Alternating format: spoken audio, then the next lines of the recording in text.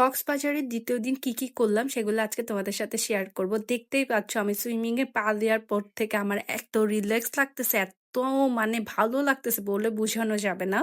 এত পরিমাণ রোদ ছিল যেটার জন্য আমরা চুল ভিজাবো কিনা ভিজাবো সেটাও চিন্তা করতেছিলাম, কারণ একটু পরে আবার আমাদেরকে বের হয়ে যেতে হবে।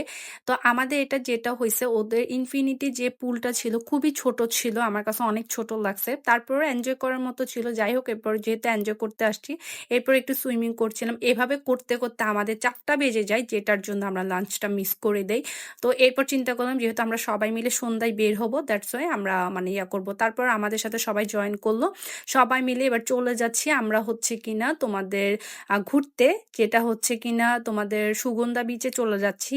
তো ওখানে গিয়ে আমরা হচ্ছে ঘুরবো, তারপর আমরা একটা টমটম ঠিক করি। আর এটাই কিন্তু মজা যে সবাই মিলে কিন্তু টমটমে উঠে কেউ হচ্ছে শুকনা থাকলে কেউ যেটা কোলে নেওয়া হয়, এরকম আর কি। তো আমরাও মজা করতেছিলাম অনেক। এইভাবে গাড়িতে মজা করতে করতে আমরা হচ্ছে কিনা তাহিন আপুও বলতেছে যে কক্সবাজার এসে আসলেই ভালো লাগতেছে, ওয়েদারটা অনেক বেশি সুন্দর ছিল। তারপর আমরা বিচে পৌঁছাই, আর বিচে গিয়ে লিটারেলি এত মেজাজ আমার খারাপ হয়েছে যে এত মানুষ, ভাই রে ভাই, একটু যে দাঁড়াবা সেই সুযোগও তোমাদের থাকবে না। এভাবে করতে করতে আমরা একটা কর্নারে চলে আসছি। আর যেহেতু সমুদ্রে আসছি, চিন্তা করলাম থাক সবকিছু বাদ দিয়ে একটু উপভোগ করি ঢেউটা। তারপর ওখানে ঝালমুড়ি ছিল, আমি তো জানো ঝালমুড়ি কোথাও মিস করি না, আমার খুবই পছন্দ। এত মজা ছিল ঝালমুড়িটা, ভাই কি বলবো। এরপর আমরা আরো 2-3 প্লেট খাইছি। এরপর আমরা সবাই প্ল্যান করে চলে আসি কাসুন্দিতে। তো এসেই দেখলাম তেমন একটা মানুষ তখন ছিল না, যেহেতু একটু পরে যখন গান শুরু হবে মানুষ অনেক বেশি আসবে। তো আমরা মিলে সবাই মিলে হচ্ছে কিনা একটু আনন্দ করছিলাম, সেলফি নিচ্ছিলাম, ভিডিওস করছিলাম। তো ওদের এই যে গানের যে মানে ইয়াটা, জায়গাটা, এটা আমার খুবই পছন্দ হয়েছে, এত সুন্দর লাগতেছিল, একদম একটা ফিল দেয়, কক্সবাজারের ফিল দিচ্ছিল একটা মানে নৌকার মধ্যে। তারপর হচ্ছে ভাইয়াটার গান শুনলাম, এত সুন্দর ছিল। এরই মাঝে আমরা হচ্ছে কিনা খাবার অর্ডার করে দিয়েছিলাম। এখানে বেশিরভাগ বারবিকিউ, তারপর হচ্ছে ফিশ বারবিকিউ, এগুলোই বেশি চলে। বাট আমরা যেহেতু অনেকগুলো খাওয়া হয়েছে যে স্ট্রিট ফুড, দ্যাটস আমরা চিন্তা করলাম একটু নর্মাল কিছু অর্ডার করি।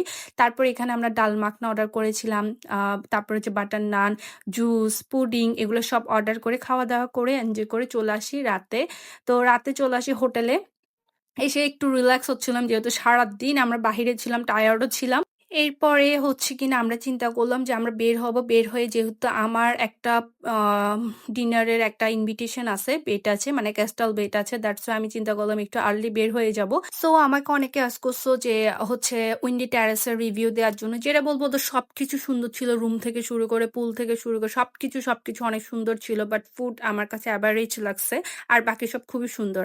তারপর আমরা বেটাচে চলে আসি। এখানে যেহেতু আমাদের ভর্তা আইটেম খাওয়ার খুবই ইচ্ছে ছিল, ওরা বলছিল যে আপু আপনাদের যেটা পছন্দ ওখানে অর্ডার করতে পারবেন কাস্টমাইজ করে দেন। আমরা চিন্তা করলাম আমরা অর্ডার করি। তারপর এখানে লইট্টা ফিশ ফ্রাই, তারপর শুটকি ভর্তা, বেগুন ভর্তা, ডাল, গরুর মাংসের কালা ভুনা, তারপরে আরো 2টা আইটেম ছিল, ওগুলো আসতে ছিল। তো এত মজার খাবার ছিল বেটাচের, আমি বলে বুঝাইতে পারবো না। মানে ডিনারটা একদম পারফেক্টলি